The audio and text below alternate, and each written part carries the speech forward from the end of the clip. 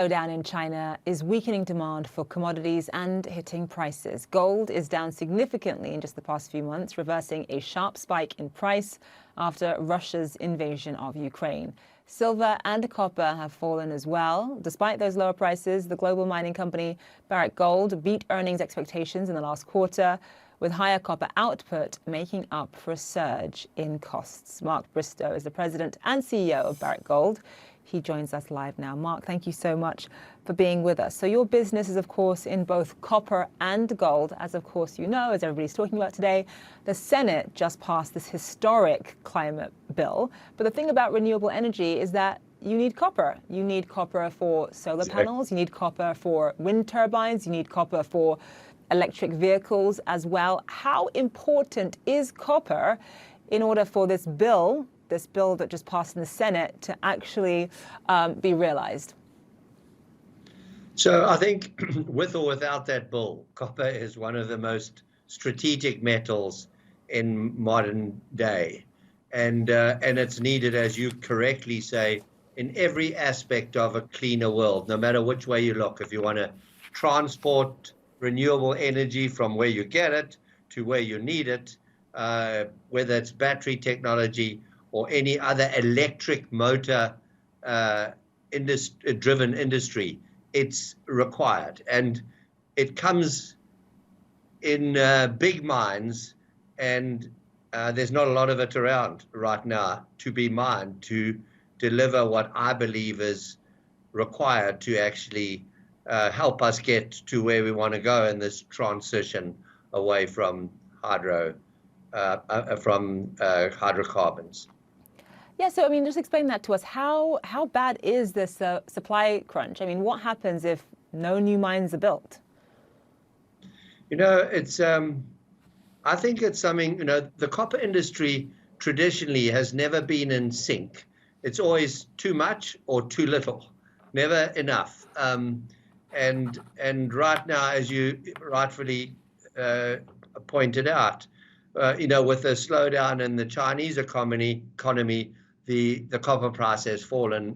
But that in itself is negative because it doesn't encourage miners to continue to develop copper mines. And copper mines today are, you know, you're talking about anywhere between 5 and 20 years lag or lead time to deliver a copper mine that's already identified.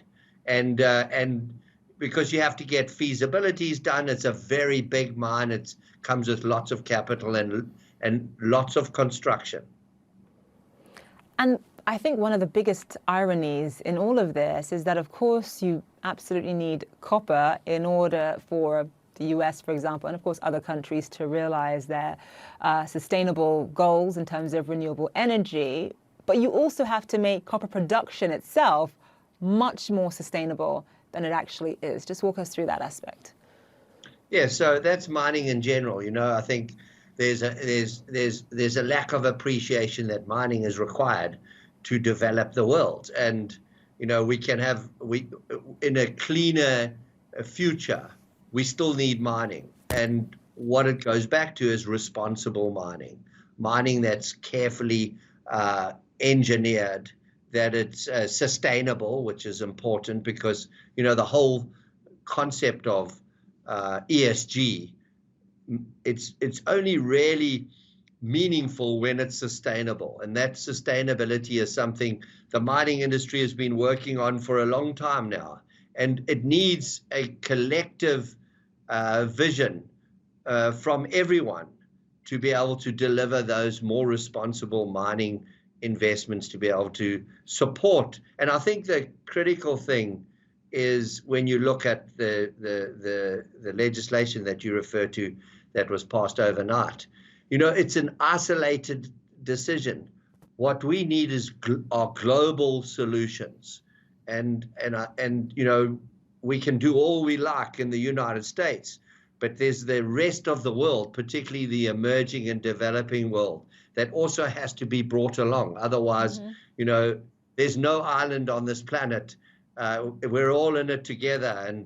And so just like we saw sort of what I refer to as COVID nationalism, very inward looking, approach, no global solutions. We've got to be careful about that when we come to managing this planet going forward.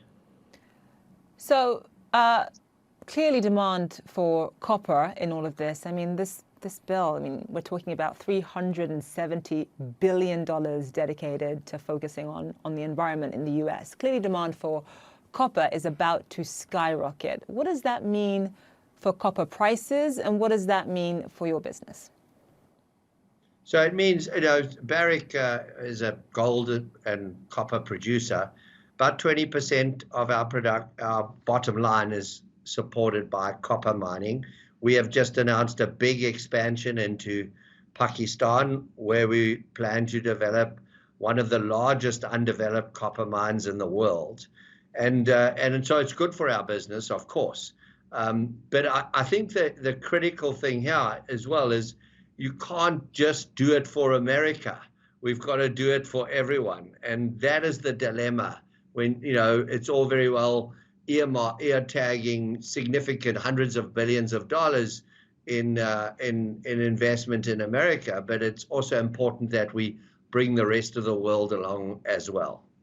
Yeah, I liked what you said about there being no islands in this world when it comes to the fight against climate change. We are all in it together, for better or worse. Mark Bristow, we have to leave it there. Thank you so much.